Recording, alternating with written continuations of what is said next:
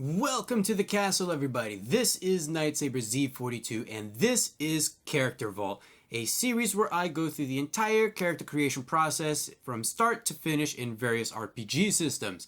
And today we are finally tackling Star Wars the role-playing game. This is from Fantasy Flight Games, now Edge Studios, and the version that I'm going to be covering today is Edge of the Empire. But don't worry, because if you are playing Age of Rebellion or Force and Destiny, it's pretty much the same thing, and I will have videos for Age of Rebellion and Force and Destiny, so if you want the specifics for those games, then feel free to watch those videos instead. But for now, let's tackle Edge of the Empire. The character creation process starts on Chapter 2, page 33, and there are a variety of different ways that you can create a character. You can use the internets. SWRPG is a very great community where you can find character sheets, you can find Ogdude's character creation, I believe, program. So if you're looking for something easier, then go ahead and check that website out. Link is in the description.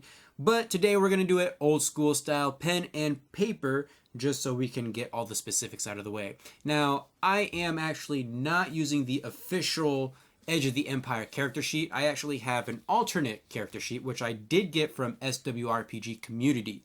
My sheet is going to look a little bit simpler than maybe what you're using, and that's why I like it. It's simpler. There isn't a whole lot of just eye-grabbing things on this character sheet. It just has the things that I need, which is why I prefer this one.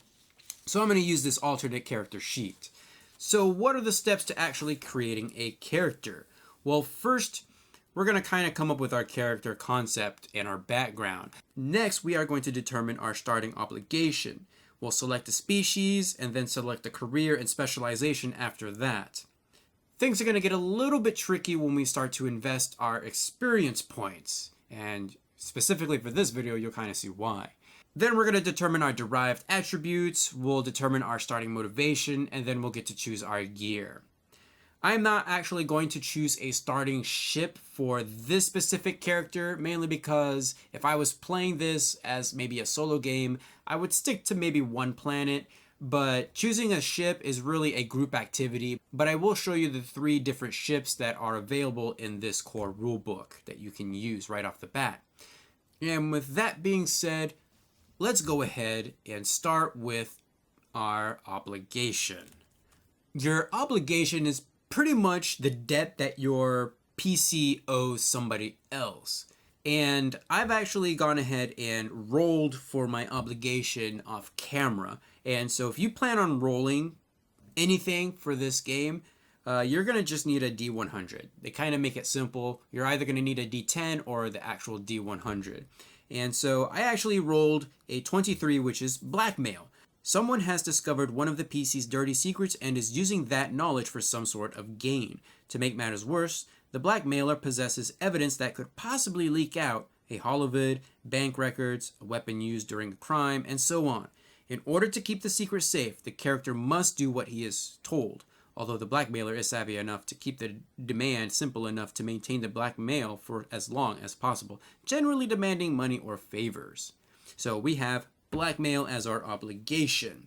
And really, this kind of comes into play if your GM wants to play with it. I personally don't play with obligation because I'm using everything. So anything from Force and Destiny, Edge of the Empire, and Age of Rebellion. And so I don't want to have to worry about, having somebody keep track of obligation while the Force user's keeping track of morale and things like that. So depending on what kind of a game I'm using is going to be which system, if any, I use. I've actually homebrewed my own system. So there is that. Something that you should be aware of, though, if you're playing it by the core rulebook, is that depending on the number of PCs that are in your party is going to be your default starting obligation per player. So if you're playing with a group of 4 people, then each person is going to start off with 10 obligation. But basically what your GM is going to do is make a nice handy dandy chart like this right over here, and each of your names is going on there with an obligation value. They're going to roll a D100, and if that number should fall within your value, then something concerning that specific character's obligation is going to come into play in this session. we're not going to worry about that other than the value for now.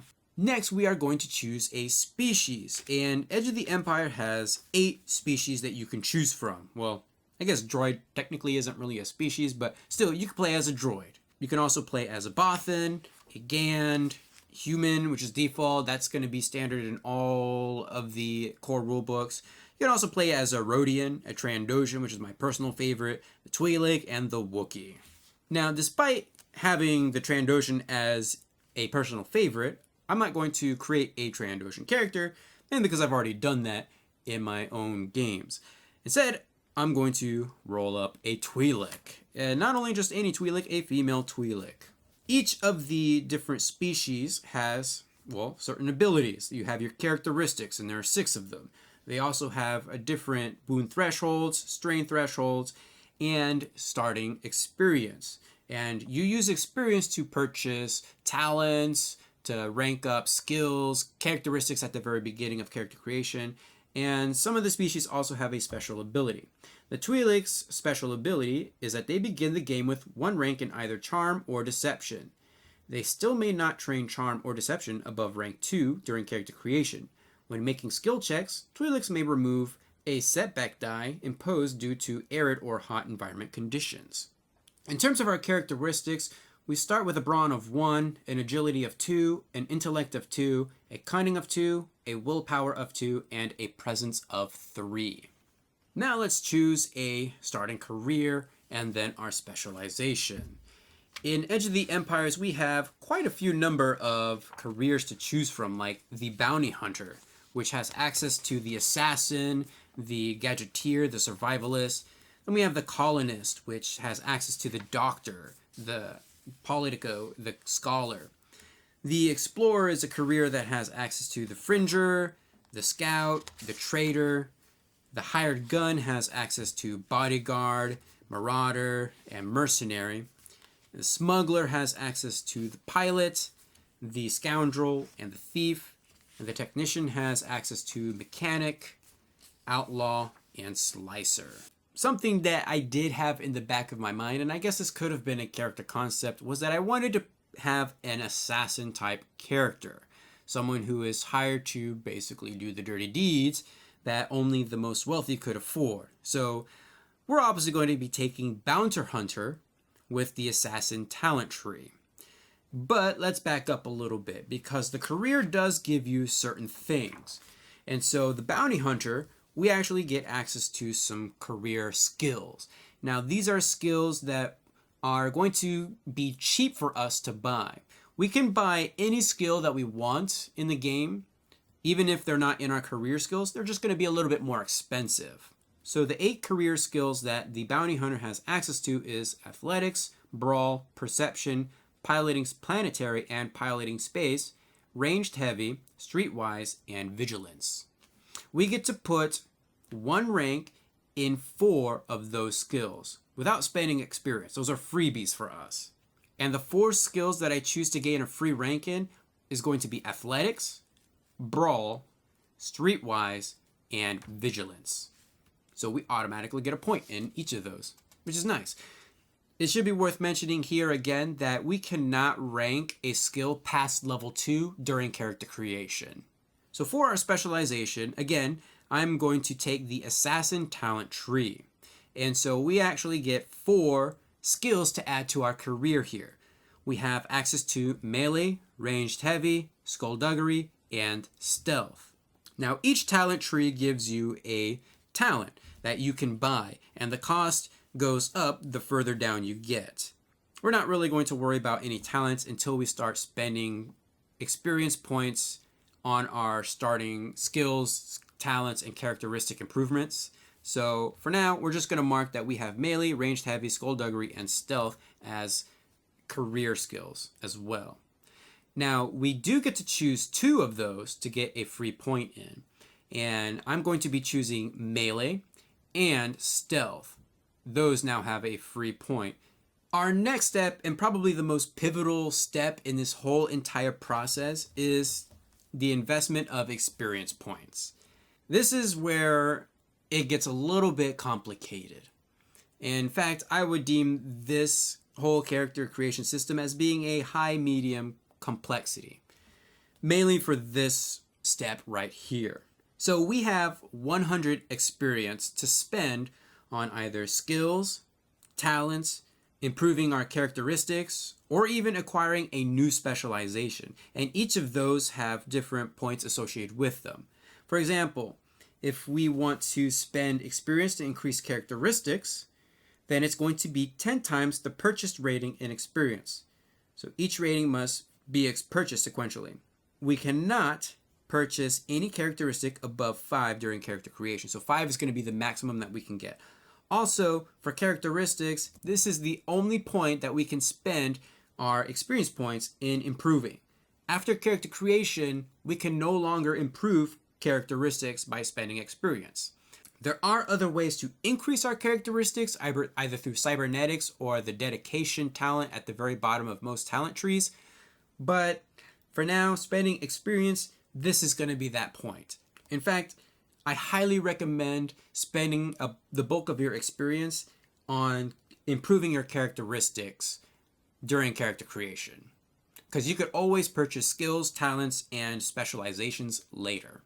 If we want to spend experience to purchase ranks and skills, it's going to be 5 times the purchased rank in experience. Each rank must be purchased sequentially.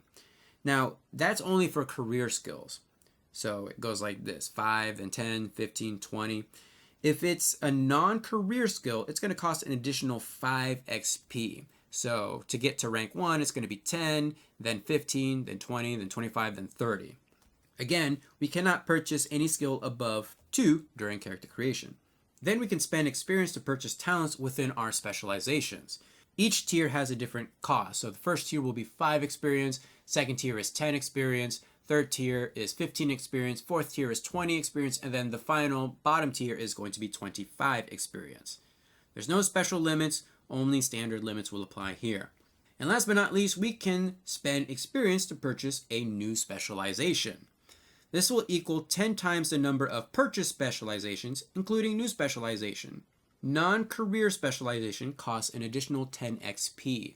So let's say that I wanted to purchase the Gadgeteer talent tree. That would be 20 XP because I'm already a bounty hunter, and my second specialization would make it 20. But let's say that I'm going to do something else, like maybe a doctor under the colonist career, then I would have to add 10 XP to that. Since it's my second specialization, it would cost a whopping 30 experience. We do start with 100 experience for being a Twi'lek. And there are some species that have less, and there are some species that have more. There's actually a way that you can have more experience to start off with. You can choose to take additional obligation. Since this is a solo character, I am fine with just accruing as much obligation as I possibly can. So we can take plus 5 obligation to get plus 5 starting XP. We can take plus 10 obligation to gain another 10 starting XP. We can take 5 obligation to get 1,000 starting credits. We can take 10 obligation to get 2,500 extra starting credits. You can only take each of those once. So if I want to get the most out of it, I would take 15 obligation to get 15 XP. 1 for the 5 and then 10 for the 10. Which is exactly what I'm going to do. I'm going to take 15 obligation to get 15 extra experience points, putting my total to 115 XP. And there's a reason for that. I'm actually going to be using all of them. So the first thing that we're going to do, let's think about our characteristics. My brawn is at 1, and I want that to at least be a 3. So I'm going to spend 50 XP to get to brawn 3. Now, remember, I have to purchase each point before I get to 3. So a Twi'lek starts at 1 brawn. So that means I have to spend 20 XP to get to rank 2, and then an additional 30 XP to get to rank 3. So 50 in total. Likewise, I want my agility to be at 3 as well, so I will spend 30 XP to get to rank 3. So that's already 80 XP out of our 115. So I have 35 left. So what I'm going to do next, I'm actually going to take a second specialization. And this one, unfortunately, is not in my career. So I'm going to spend 30 experience for my second specialization, which is going to be Hired Gun Marauder. So we do get access to the Marauder bonus career skills, which is coercion, melee, resilience, and survival. But we do not get any free points in those. We only get the free points for our first one, which we've already taken as the assassin. So that's unfortunate, but hey, that's the way the game is played. Now I have 5 XP left over, and I'm actually going to use that to purchase a talent from the Marauder talent tree. And I'm going to take Feral Strength. So that means I get to add 1 damage per rank of Feral Strength to 1 hit of successful attacks made using Brawl or Melee skills, which is exactly what I want to go for in an assassin type build. And that is all 115 XP spent. So let's move on to the next step. Next, we get to determine our derived attributes. This will be things like the wound threshold, which is essentially our HP, our strength threshold, which allows us to use abilities, our defense, which I'm going to tell you flat out is going to be 0 because that's usually what our items or our armor adds, and our soak value, which determines how much incoming damage we can shrug off, basically. So each species has a different way of calculating those different derived attributes. So for Twi'lek, our wound threshold is going to be 10 plus our brawn. And our brawn is now 3, so our wound threshold is now 13. Likewise, our strength threshold is going to be 11 plus willpower. Our willpower is 2, so that is also going to equal 13. Our soak value is going to equal our brawn. So right off the bat, it's going to equal 3, which is actually pretty nice.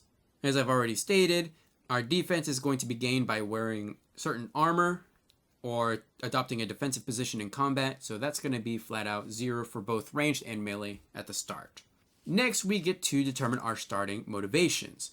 And I did go ahead and roll for this one off camera. And I rolled relationship, and then I ended up choosing childhood friend. So the character maintains ties with a friend from his childhood. Although the two may be a galaxy apart, the character desires only the best for his companion. And this is basically a way for the GM to kind of pull your PC into certain situations and things like that, either through obligation or from other means. Now we actually get to the fun part. We get to choose our gear, and we start off with 500 starting credits. Now remember, you can take in additional obligation for more credits. I would only recommend that if you have a certain weapon that you want, because those tend to get expensive. But for my purposes, I'm only going to use 500. So weapons actually start on page 160. The only weapon that I'm going to take is the Vibro Knife. It's a melee weapon that gives +1 damage. It has a crit range of 2, which is exactly what I want for this type of a build. By the way, I'm doing a crit build with this.